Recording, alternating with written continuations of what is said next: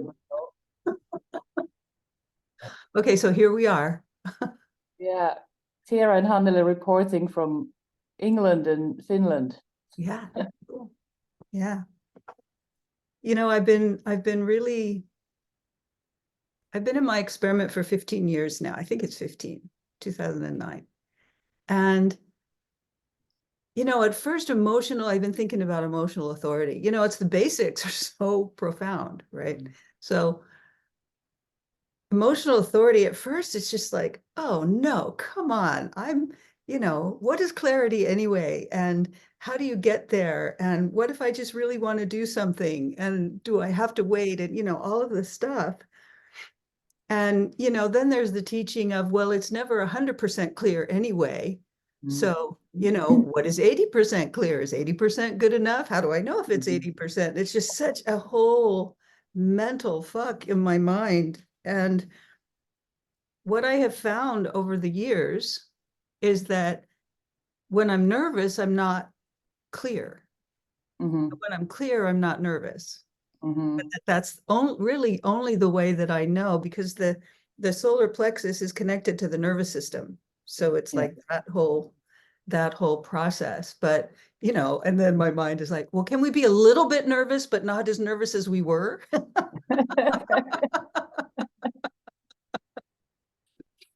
And then, I know that one. I have a look. I look at it in this way. If there's doubt, mental doubt in any way, then you're not clear. And I sometimes look at it like I like to look at the wheel, and I look at so on the quarter of initiation, we have all the emotional gates. yeah, Right? that's a They're fascinating all in the same kind of era. So if you can look at it in this way, so we move through all these different emotional gates in a wheel, but in the middle there's doubt. Oh, interesting. Is there, The yeah? And 63. so, yeah, but the cycle of going through all the emotional gates is not finished at the doubt. So you got to get to the end of it. So I know about this nervousness, but like I just wrote to somebody on Facebook. She was asking on my group, my emotional group, about clarity, and I just said if there's doubt, then you gotta wait. The process is not finished yet. There's no clarity, and the doubt brings nervousness, I think. Yeah.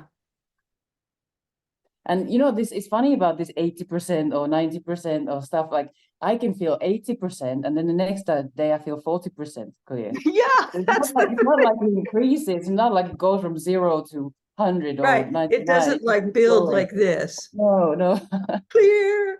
No. exactly. And then No. at what point do like you can make it this all mental. You can make it like, okay, well, if I stay at 60 most of the time, then I'm clear. Or, you can start to kind of look at these Yeah. things, when you learn. But then I feel like the clarity is really a point in your way where you just know, like you don't care. There's no, I don't know, there's nothing to think about anymore. Mm. It just Mm. happens. It's like it's just there. It lands like a Marianne used to use this lake as an example. Like the lake surface just goes calm, and there's no movement anymore. So that's kind of clarity for me. It's a feeling at the end of the day. It's not mental process, it's a feeling. Yeah, exactly. Exactly. And I resonate with that too, that there can come a point where I'm just not going all over it anymore. It's like, oh, Mm-hmm. okay, I'll do that. Mm-hmm. Like it kind of becomes simple in a way. Yeah, it lands in the body. It goes from the mind and it lands in the body. Hmm. Yeah. Becomes Yeah. part of just natural flow of the universe or something. The other thing that really can be a bit frustrating for me is, we're both generators and we're both emotional. You and I, we both have 59.6. And so what I have noticed when I'm talking with generators who are not emotional is that they think that they should be able to ask me a yes, no question, hear Mhm. my sacral response, and it's over and it's done. And I should never have to do anything about that again. And Mhm. I mean, this happens a lot with me. It's like, well, I already asked you that question. Well, I go, uh-huh. And they go, okay, good, fine, we're done with that. It's it's Mhm. it's like the other thing for me, and I'd love to hear what you say about this, Hannele. The the the emotional clarity comes through processing. Mhm. It's not like I'm here and I get asked to do something and I have a sacral response and then I wait a while and then I have a clarity. It's like I actually go through this whole processing in my system. I imagine it, I feel about it, I talk about it and see what I Mhm. feel when I talk about it. I see what I feel when other people talk to me about it. It's this whole, do you find that's true for you too? Of course, and this is like going back to a little bit about what you said. When people you respond, and then people just expect you to go with it. Yeah. I think there's a danger here, when you're emotional, is that when you have the energy, when you're high on your wave and you feel like things are possible, it is so catchy. And I think, the solar Right. plexus, obviously, if you look at the chart itself, it's the most powerful center there. It's if it's defined, it's your authority, it's in mutation. We are easily manipulated emotionally. So it's a huge thing. So when we feel this response, even though we don't have the truth in the now, it's catchy for people. Right. There's energy. See, Right. there's potential and energy. So they take that on and they think, okay, let's go with that. It And feels then the so next day, strong. Yeah. exactly. And then the next minute you change it changes. And then people are like, well, what? But I thought you were going to do that. Right. So what I Right. learned to do with that is I really have to shut up. And I have to remember to say, if I have a response, like, yeah, I might say, well, can you ask me later again? No. Yeah. Nice. I have to add that there because I've been in that situation so many times where, being a fifth line, they burn me at stake because I don't do what they want me to do or what I kind of feel like doing, and then I change my mind. So, it's a bit annoying because if you're emotional and like all our lives we learn to suppress our emotions and it's not correct for us. But in some way, when you get to this process, you still have to be careful not to put too much out because of this, because people take it on and they kind of ride with that.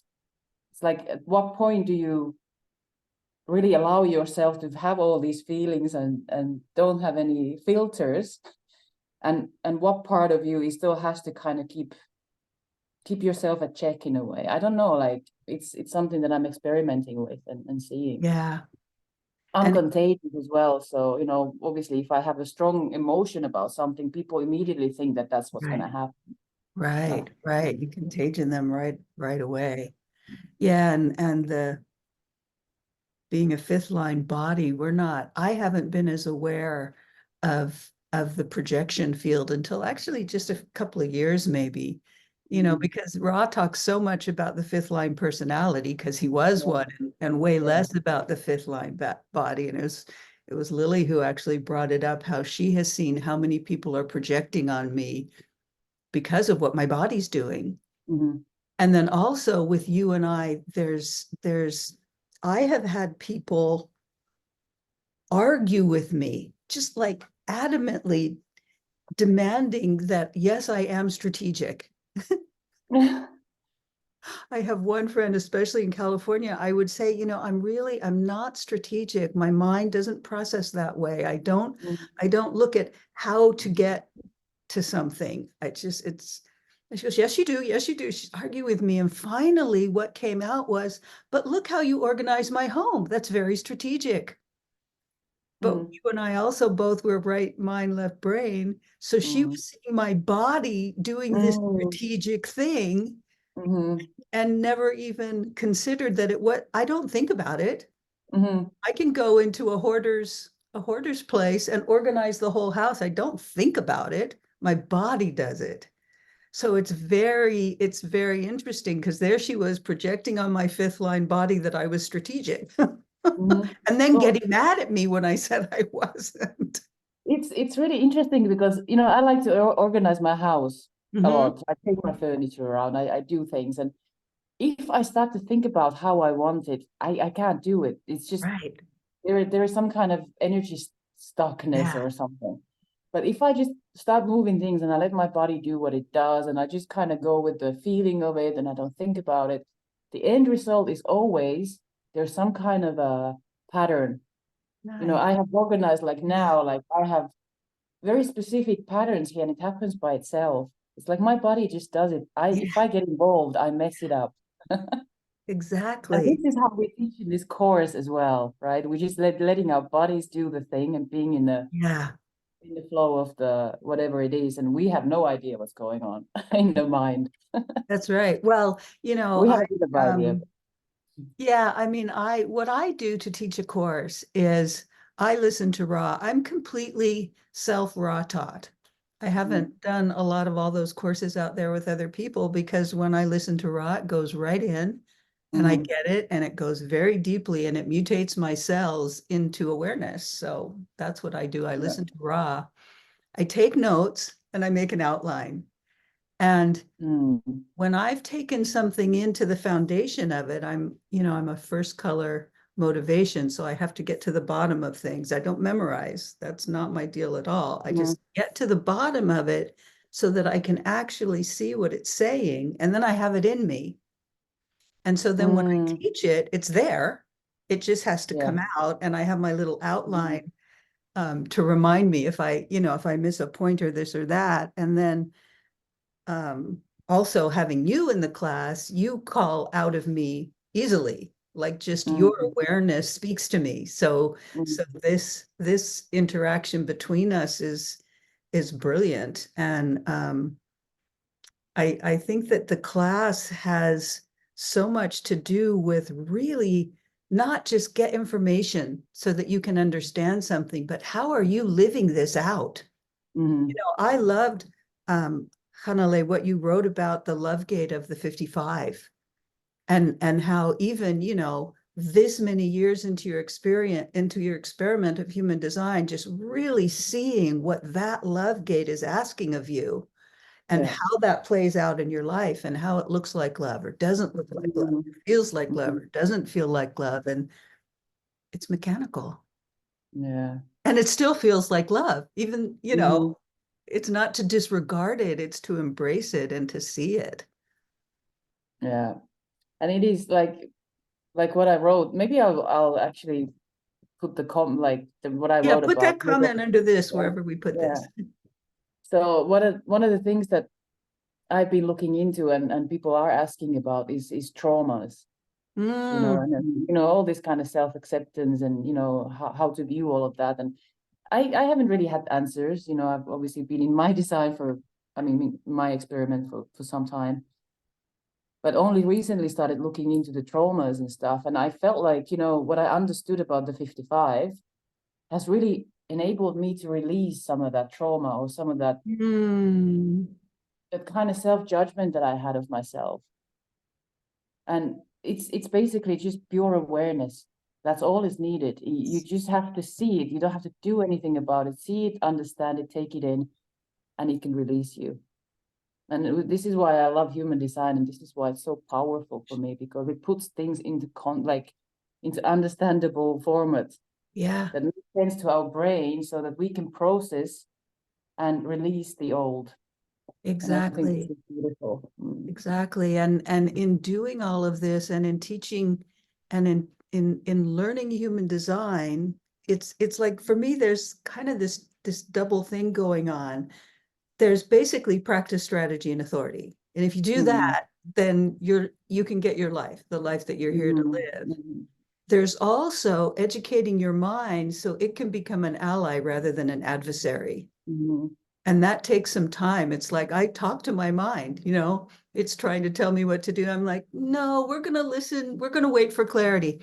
Oh, yeah, yeah. My mind goes, we have to wait for clarity, and it just, and then after a while, I have truly seen my mind remind me, mm, no, we have to wait for clarity. Don't jump in right mm, now. Mhm. because it's learning the program, it's learning the code, it's learning the formula of how I operate. That's cool. It's a bit like I like to use the metaphor of driving a car or learning to drive. Okay, yeah. So, you know, when you're there, when you first sit in the wheel, you have to learn how this thing operates, and you have to really be present and look who's coming and, you know, what's happening around you and how you navigate the car. So this is kind of like the mind, you know, learning something. And then it goes into your body. And then after a while, after so many years, you Right. just drive the car, you don't even think about it. And so I see the mind, you know, being an ally. It's like if it can really accept the fact that it's here only to see, to learn, to understand, and then allow that process to kind of fall into your body, and then your body Right. takes care of you, then the job is done. You know, you don't have to interfere. You know, obviously if you're driving a car and you suddenly, I don't know, there's somebody in front of you, you can be in your own mind, you know, thinking your body's doing it, and suddenly something happens, you're right there again. Right. So the mind can be called in situations where there's danger, you know, it's basic things. And it can be an ally in those things. Okay, what's happening here? Something's out of the norm, you know, but it's not here to navigate our lives. You Right. know, it's here to see, to become aware. And I like that idea. I like using the car example. Yeah. Yeah. Like, you know, if you go to work every day, you drive a car and go to work, you don't think about, okay, I'm going to take this turn here, I'm going to stop here, I'm going to press the accelerator here. You know, you don't think about all these things. It happens. Your body does it. There's very little involvement. And this is how we can see how the body actually operates perfectly on its own. Hmm. Yeah, it's a great metaphor. Mhm. Yeah. Yeah. Anyway, I gotta get going soon, so I just wanted to mention here in the end that we've decided to do the course on a different day now.